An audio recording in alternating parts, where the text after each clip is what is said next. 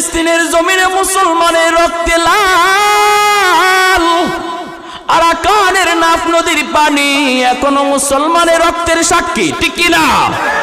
গুজরাটের জমিন এখনো মুসলমানের রক্তের সাক্ষী, কাশ্মীরের জমিন এখনো মুসলমানের রক্তের সাক্ষী হয়ে আছে রে যুবক।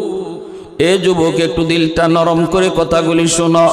আমারে তোমারে খেলাধুলার ভিতরে দুশ্মন লাগায়া দিয়া, আমাকে তোমাকে বিভিন্ন খেলার মধ্যে পাগল বানাইয়া ফিলিস্তিনের জমিনে তোমার মুসলমান বাইরে গুলি করে পাখির মতো হত্যা করতেছে। সন্তান বের হয়েছে বাবার ঔষধ নেওয়ার জন্য, অসুস্থ বাবা বিছানায়, এই সন্তান ঔষধ নিয়ে বাবার কাছে ফিরতে পারে নাই। এই তো মাত্র গত সপ্তাহের খবর, গত সপ্তাহের খবর ফিলিস্তিনের জমিনের। আমি আপনি আর্জেন্টিনার ব্রাজিল নিয়ে তখন পাগল, আমি আপনি রাতকে রাত দৌড়াইতেছি, মত্ত হয়ে আছি।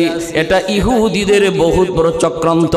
তোরা এই নিয়ে আর ওই নিয়ে পাগল থাক, আর এই দিকে আমরা আমাদের কাম সেরে ফেলি।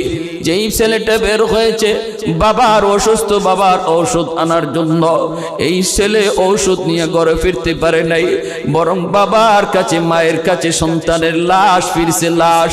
এর যুবক, এজন্য বলি আল্লাহরে আর নারাজ কইরো না। একটাবার নিজের চিন্তাটারে তুমি ঘোরাও, ইহুদিদের ষড়যন্ত্রের জাল থেকে নিজে বের হয়ে আসো, নতুবা আরাকানের হালত বাংলার জমিনেও হবে, ফিলিস্তিনের হালত বাংলার জমিনেও হবে, কাশ্মীরের হালত বাংলার জমিনেও হবে, যদি আমি আপনি জাগ্রত না হই, ঠিক কিনা?